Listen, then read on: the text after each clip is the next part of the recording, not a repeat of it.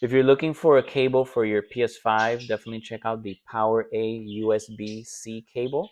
This is what it looks like. It has the PlayStation logo there.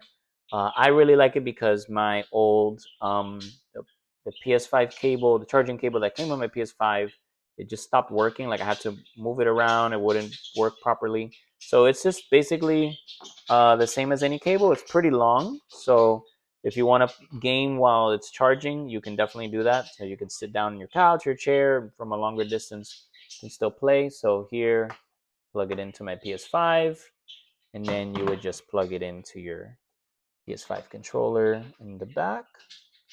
Sorry for the zoom. And that's basically it. Yeah. So it just charges like that, like any PS5 controller. Works just fine. And yep, and it definitely has worked for me great. I haven't had to jiggle it around or move it or anything. It just does what it has to do and it charges. So yeah, so hope it was helpful and hope you enjoy the cable.